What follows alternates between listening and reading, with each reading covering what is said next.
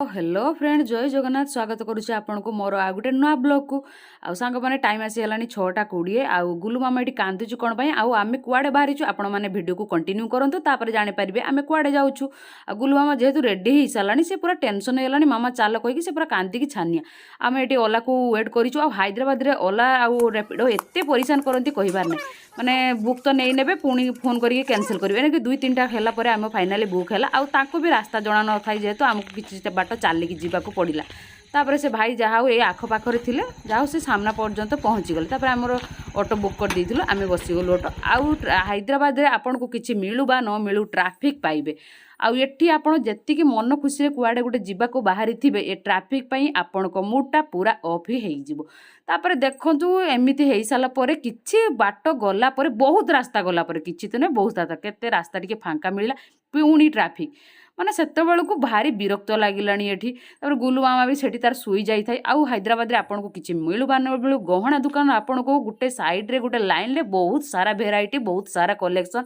आ बहुत सारा दुकान मध्ये मिली जिवो देखंतु वेराइटी स्टोर भी एठी अवेलेबल अछि आपन चाहिले भी आपन आसी विजिट करि परिबे तापर देखंतु तापर गुलु मामा एठी सुई पड़िछि आ तार तो बसिले मात्र सुई पड़िबे आउ पिला आमे बाइक रे एथि पय आसिलुनी गुलु मामा तो आपन देखिथिबे गाड़ी रे से बसिबोनी छेड़ा हेकि आउ जहाँ भी आम आसिक भाई घरे पहुँची गलु माने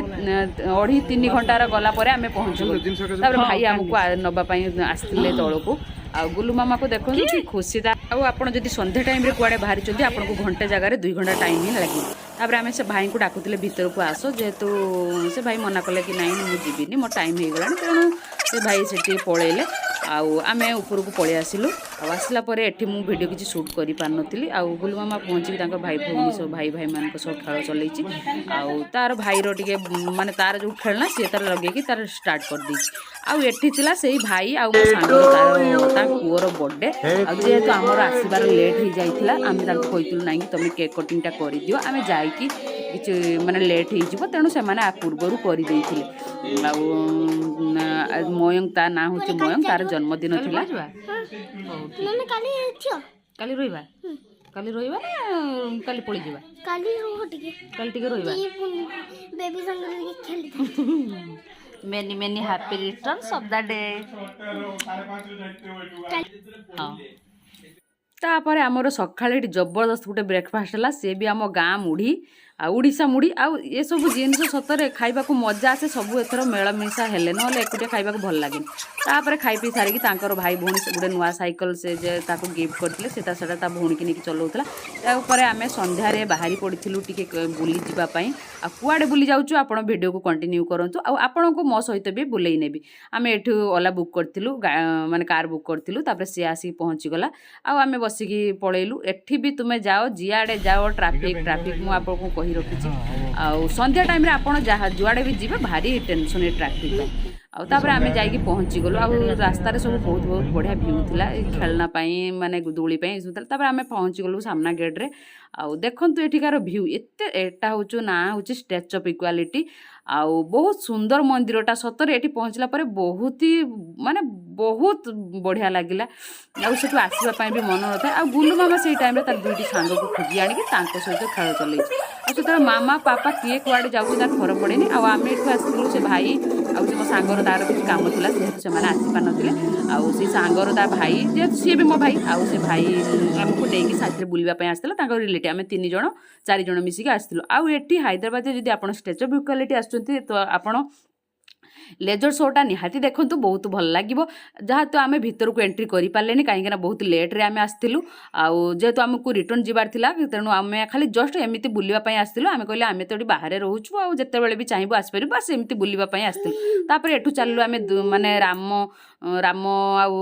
रामंक मंदिर किंतु सेटा भी जेहेतु संध्या 7टा बेले बंद हो जाइए आमे कहले जस्ट टिके जाइकी आडू साडू बुलिकी टिके देखि देखि पळै आसु नेक्स्ट केते बेले भी आसीबो आ एठी बहुत भल भी प्रसाद मिले आउ ପ୍ରସାଦଟା ଅବଶ୍ୟ ଆଭେଲେବୁଲ୍ ଥିଲା କିନ୍ତୁ ଆମେ ପ୍ରସାଦଟା ସେବନ କରୁନଥିଲେ ଯେହେତୁ ଠାକୁର ଦର୍ଶନ ହେଇନଥିଲା। ତେଣୁ ଆମେ ଆଖପାଖରେ ଟିକେ ବୁଲାବୁଲି ସାରିକି ଆମେ ଏଇଟା ଦେଖନ୍ତୁ ମା ରାମଙ୍କ ମନ୍ଦିର ବହୁତ ବଢ଼ିଆ ଥିଲା କିନ୍ତୁ ମୋର ବହୁତ ମନ ଦୁଃଖ ହେଲା କି ମୁଁ ଦର୍ଶନ କରିପାରିଲିନି କିନ୍ତୁ ବହୁତ ଇଚ୍ଛା ଥିଲା। ଆଉ ଦେଖନ୍ତୁ ପୁରା ଏରିଆଟା ଆପଣଙ୍କୁ ଭିଉ ଦେଖୁଛି କେତେ ସୁନ୍ଦର ଭିଉ ଦେଖନ୍ତୁ। ଆଉ ଏଇଟା ହେଉଛି ଫ୍ରଣ୍ଟ ଗେଟ୍। ଆଉ ସତରେ ନିହାତି ଆପଣ ଭିଜିଟ୍ କରନ୍ତୁ ବହୁତ ଭଲ ଲାଗିବ। ହାଇଦ୍ରାବାଦରେ ସବୁଠୁ ବଡ଼ ଷ୍ଟାଚ୍ୟୁ ଏଇଟା। ଆଉ ଗୁଲମାମା ଏଠି ଯେଉଁ ଗାର୍ଡସ୍ ଥିଲେ ତାଙ୍କ ସହିତ ଖେଳିବାକୁ ଲାଗିଗଲା। ତାର ତ ଚିହ୍ନା ଅଚିହ୍ନା କିଛି ନାହିଁ ଯାହା ସହିତ ବି ହେବ ସେ ଖେଳିବାକୁ ଲାଗିଗଲା। ଆମେ ଏଠି ବି ପୁଣି ଓଲା ପାଇଁ ବୁକ୍ କରିଥିଲୁ। ଆଉ ଓଲା ଏତେ ବି ଏଠି ରାତିରେ ପରିଶାନ କଲା କହିବାର ନାହିଁ। ତାପରେ ଫାଇନାଲ୍ ସେ ଗାର୍ଡସ୍କୁ ପଚାରିଲେ କି ଆମେ ଏମିତି କେମିତି ଯିବୁ ଆଉ ସେ କହିଲେ ନାଇଁ ଲାଷ୍ଟ ବସ୍ ଅଛି। ଆମେ ଦୌଡ଼ି ଦୌଡ଼ି ଯାଇକି ବସ୍ ଫାଇନାଲ୍ ଧରିଲୁ। ଆଉ ନିହାତି ବସ୍ରେ ଯିବାବେଳେ ଭିଉଟା ବହୁତ ସୁନ୍ଦର ଥିଲା। ଆଉ ଏଠି ରେପୁଡ଼ କହିଲା କି ଆମକୁ ଗୋଟେ ଏମାଉଣ୍ଟରେ ବୁକ୍ କଲା କିନ୍ତୁ ଆସିଲା ବେଳକୁ ସେ ଆସିକି କହିଲା ଗୋଟେ 1000 ଟଙ୍କା ନେବ। ଆମେ କହିଲେ କାହିଁ ଏତେ ପଇସା ଦେଇକି ମାନେ 200 ଟଙ୍କାକୁ ସେମାନେ କହିଲେ 1000 ଟଙ୍କା ନେବେ। ତେଣୁ ଆମେ ମନା କଲେ ଯେହେତୁ ବସ୍ର ସୁବିଧା। ତାପରେ ଆମେ ତା ପରଦିନ ବାହାରିଥିଲୁ ଟିକେ ବୁଲିବାକୁ ଏୟାରପୋର୍ଟ। ଯେହେତୁ ସେ ଭାଇଙ୍କର ଶଳା ସେ ଏୟାରପୋର୍ଟରେ ରହୁଛନ୍ତି ଆମେ ତାଙ୍କ ଘରଠୁ